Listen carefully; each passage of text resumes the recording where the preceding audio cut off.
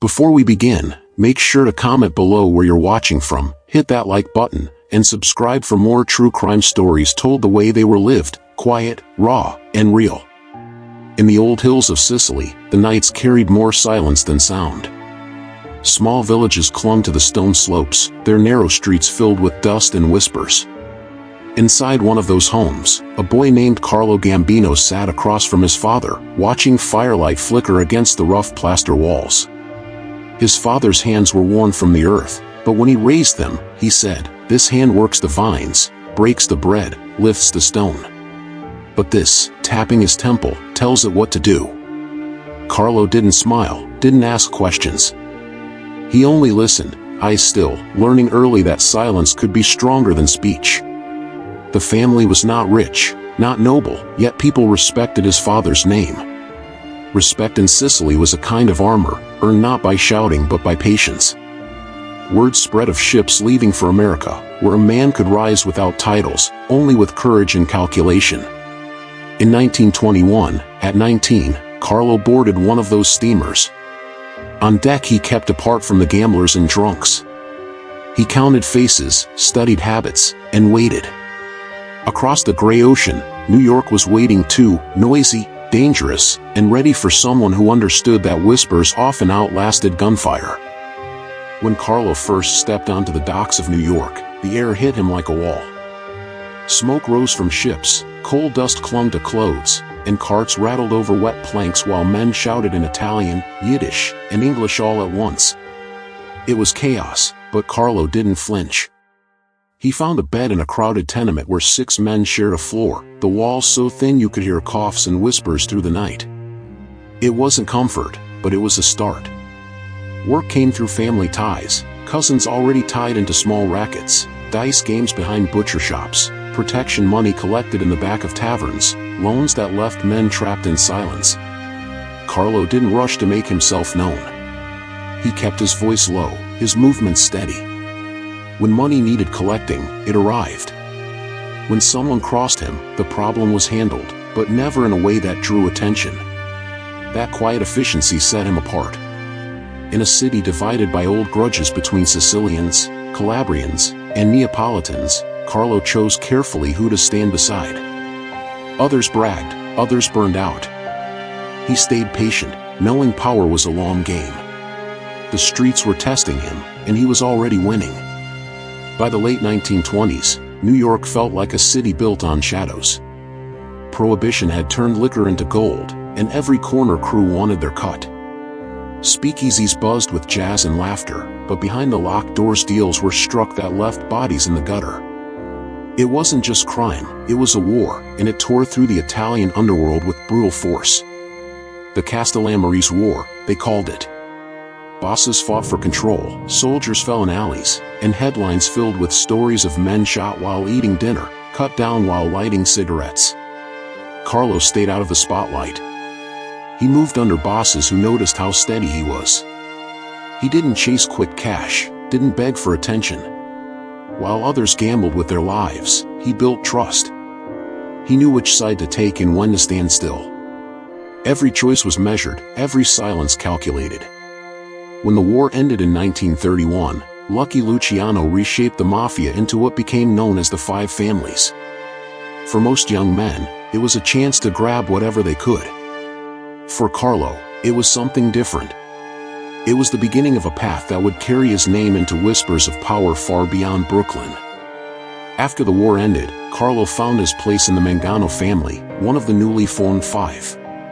It was a world where loud voices and flashy suits often drew the most attention, but Carlo was different. He dressed simply, kept his head down, and let his actions speak. While other men fought to be noticed, he made himself useful in silence. Gambling rackets, loan collections, small union jobs, everything he touched ran smoothly, without chaos or unnecessary blood. He earned trust not by demanding it but by proving it. If he was given a job, it was done. If he was owed money, it came back. When someone dared to cross him, the response was swift but quiet, never the kind of violence that splashed across headlines. Over time, capos saw him as the man to call when a problem needed to disappear without a trace. Inside the family, storm clouds were forming. Vincent Mangano grew unstable, his temper clashing with the cold brutality of his underboss, Albert Anastasia. Carlo watched carefully, never rushing, never taking sides too openly. He knew chaos was dangerous, but it could also open the door to opportunity. Albert Anastasia ruled the Mangano family with fire. His name carried fear across New York, and men whispered about him in low tones. He had earned his reputation through Murder Incorporated, the group that enforced mafia orders with ruthless efficiency. As boss, Anastasia grew even more reckless. A wrong word could get a man killed. A look in the wrong direction could end a life. For a while, his reign of terror kept men in line. But violence without limits brings attention, and attention in the mafia was poison. Carlo Gambino stood close, always respectful, always quiet. On the surface, he was a loyal advisor. In truth, he was patient, waiting. He could see what others missed, the FBI growing bolder, the press following Anastasia's every move, rival bosses whispering about the danger he was bringing on them all. Carlo knew that power built on fear alone could not last. In October 1957, the end came. Anastasia sat in a barber's chair at the Park Sheraton Hotel when two gunmen burst in and opened fire. 6 shots, and the Lord High Executioner was gone. The whispers began immediately. Gambino's time had come. And he didn't need to say a word. When Anastasia fell, New York didn't explode into chaos the way many expected. Instead, power shifted like a shadow, smooth and silent, into Carlo Gambino's hands. He didn't demand the throne, didn't shout his claim. The commission, the governing council of the families, approved him without resistance. Everyone knew he was the man who could bring stability after years of reckless bloodshed. Carlo's style of leadership was nothing like Anastasia's. He reorganized quietly, moving loyal men into trusted positions. Joseph Joe Piney Armone, Paul Castellano, and others became his pillars. There were no loud purges, no unnecessary killings. Carlo ruled with rules, no reckless murders, no needless noise, no drugs. Breaking those rules meant you were removed, sometimes quietly, sometimes forever. Discipline was his currency, and with it he bought order. Under his hand, the Gambino family became stronger than ever. The docks, the unions, and the gambling rackets flowed like well-oiled machines. The family grew rich, but the spotlight stayed away. Where Anastasia had thrived on spectacle, Carlo thrived on silence. That silence became his shield, and in it, the Gambino family transformed into the most powerful force in New York. By the late 1960s, Carlo Gambino wasn't just the boss of his family, he was the quiet center of the entire American mafia. At the commission table, where disputes were settled and rules were set, his voice mattered most. He rarely spoke, but when he did, the room fell silent. Other bosses understood, his decisions were measured, never rushed, and always final. Carlo built alliances far beyond New York. In Chicago, Miami, and even Los Angeles, emissaries carried his influence. He didn't send soldiers with guns, he sent men with respect and discretion. His partnership with Tommy Lucchese gave him control of the garment district, trucking, and major city contracts. Together, they could freeze an entire project with a single vote or push it forward for the right price. It wasn't just crime anymore. It was business. The FBI called him untouchable. He never used phones, never left a paper trail, and never exposed himself in public. Neighbors described him as polite, almost ordinary, feeding pigeons outside his Brooklyn home. But in the underworld, he was the kingmaker, the man whose nod could decide who lived, who ruled, and who fell. The true strength of Carlo Gambino's empire wasn't just in money or soldiers. It was in silence. Omerta, the code of silence, was the rule every man lived by. From the moment someone was sworn into the life, they made a vow, no matter what happened, you never spoke to outsiders. Not to the police, not to the courts, not even to your own family. Betray that oath, and you signed your own death warrant. In the neighborhoods they controlled, silence became culture. If the cops knocked on a door, people claimed they saw nothing. If someone vanished, nobody asked why. The family took care of those who stayed loyal: lawyers, bail money, food on the table. But anyone who broke the code was erased, sometimes by the very men they once trusted most. For Carlo, Omerta was armor. He didn't need to shout threats because everyone understood the price of betrayal. Cases against him collapsed because witnesses refused to testify and jurors were too afraid to convict. While other families crumbled under leaks and informants, the Gambinos thrived. Silence was their shield, and in that silence, they became untouchable. By the 1970s, the Gambino family had outgrown the back rooms and street corners.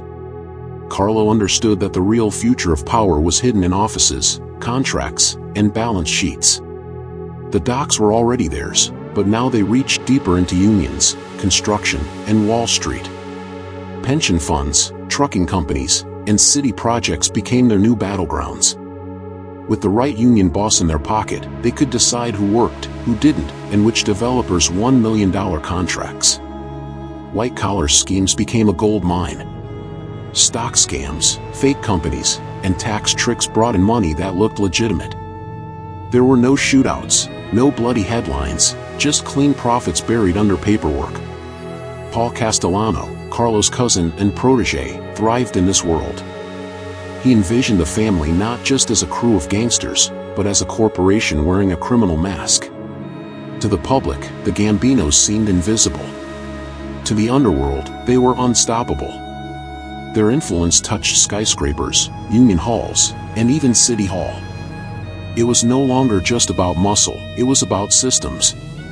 Carlo had turned crime into something larger, something that could outlast him. His empire wasn't loud, but it was everywhere. By the mid-1970s, Carlo Gambino was an old man, but he remained the quiet architect of America's most powerful crime family. Unlike so many bosses before him, he had never been paraded through courtrooms in chains. He had never spent a night behind prison walls.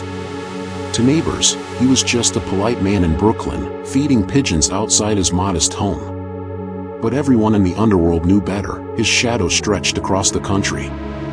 Carlo understood his time was short, and he refused to leave the future to chance. He chose Paul Castellano as his successor.